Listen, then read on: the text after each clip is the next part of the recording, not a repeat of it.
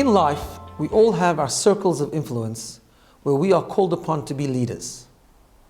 We might be parents, teachers, leaders of community, communal people. And whatever our position of leadership is, whether big or small, sometimes the call of the hour is to be firm, sometimes even to be harsh, to discipline, to stand up for what's right. But the question we always have to ask ourselves is, how do we know when we're being firm or disciplinary if it's an effective tool of leadership or it's just a negative expression of our frustration? For example, parents sometimes will scream and shout at their kids and it's very ineffective. But yet other times they will be very firm and disciplinary and it's very effective. How do we know where the difference is? How do we know what that balance is? One of the answers lies in this week's parsha.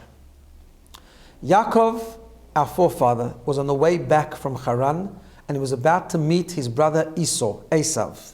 He got word that Esav is coming to meet him with 400 warriors.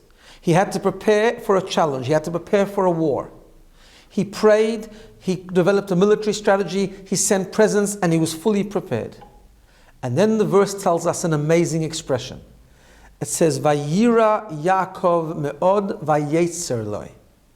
Yaakov was very afraid and he was very distressed. Why the double expression? So the commentaries tell us he was very afraid that he might be killed and he was distressed that he might have to kill.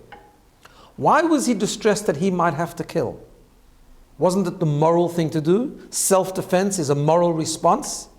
Yet Yaakov knew that even if he has to take action to protect himself and to protect his family, at the end of the day, if he has to end up being harsh, if he has to end up being cruel and to kill others, as morally acceptable as it is, it would pain him because that type of cruelty or that loss of life will still be a negative and tragic experience. The difference when we have to be harsh in lesser extreme circumstances is it doesn't bother us. The preference always is to be loving. The preference always is to be accepting. Sometimes we just have to be harsh. Sometimes we have to stand up and we have to put forward a negative response. But if it doesn't bother us and we just launch into this temper or tirade of negativity, we know we're on the wrong track. If it bothers us, if we know we're doing the right thing, but it's still bothering us and it's still hurting us, then we know that we're using a positive strategy and we're on the right track. I remember when I was in high school, there was times when it was perfectly acceptable for teachers to hit students. I had a Rosh Hashiva that never hit students, only very, very rarely. I remember so clearly till this day, this was a loving educator, that one time out of no choice, he lightly hit a student to discipline him.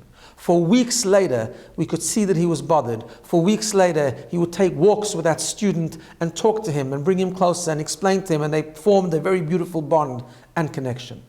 That was an effective strategy of being firm because it really bothered him that he had to do it. When it bothers us and we do it because out of necessity, then it's an effective strategy and an effective tool. Have a very good Shabbos.